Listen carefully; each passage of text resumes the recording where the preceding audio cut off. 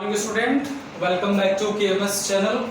Once again I am going to explain you the second part of constitutional design. बच्चों आज आपको second part में उसी chapter को आगे फर्दर डिटेल करूंगा और बताऊंगा अपार्थाइड सिस्टम के बारे में। वैसे तो लोग इसको अपार्थीड भी बोलते हैं, but we can pronounce both apartheid और अपार्थीड, बोथ आर सेम। इसका मीन्स हो गया भेदभाव, यानी रंग का भेदभाव।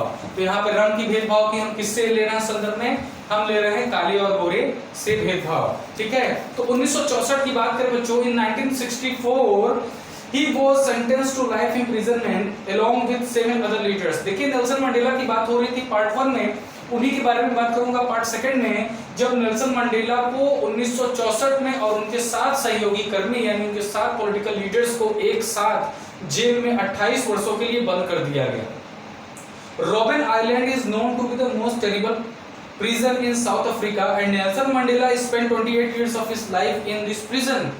रॉबिन आइलैंड जो कि साउथ अफ्रीका का एक आइलैंड है, उस आइलैंड पे जो कि संसार के सबसे जटिलतम सबसे खतरनाक कारावासों में से एक माना जाता है, कैद खानों में से एक माना जाता है, ऐसे कैद खाने में 28 वर्षों तक नेल्सन मंडेला और उनके 7 सहकर्मियों को गिरफ्तार करके जेल में बंद कर दिया जाता है। 28 वर्ष तक ये जेल में बंद रहते हैं।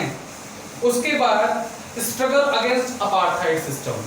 अपार्थाइड सिस्टम को दूर करने के लिए बच्चों कौन कौन से ऐसे स्ट्रगल थे जो नेल्सन मंडेला और उनके साथ उनके सहकर्मियों को उठाने पड़े?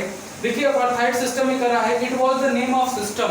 ये उस सिस्टम का नाम था जहां पर रेशियल डिस्क्रिमिनेशन बहुत ज्यादा होता था, नस्ल की भेदभावना बहुत जबरदस्त थी, और imposed in South Africa by the white Europeans, जिसमें क्या था,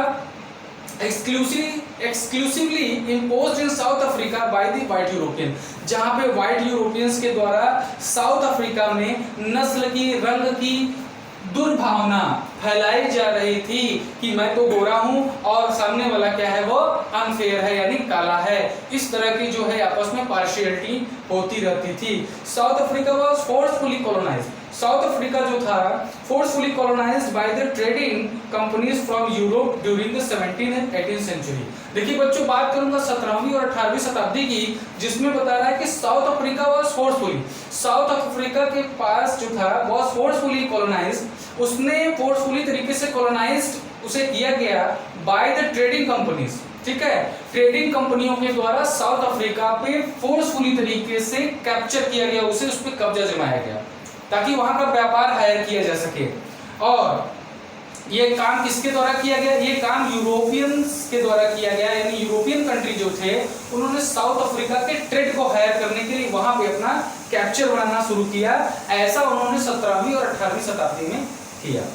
इन a similar manner like India, बिल्कुल ठीक इसी तरह से भारत में भी the major difference between the two was that in South Africa, ठीक इसी तरह से सिमिलर तरीके से हमारे भारत में भी जैसे ब्रिटिश सरकार ने हमारे यहाँ कॉलोनीज बना करके हमारे ऊपर शासन किया, ठीक उसी तरह से यूरोपियन कंट्री ने भी साउथ अफ्रीका में किया।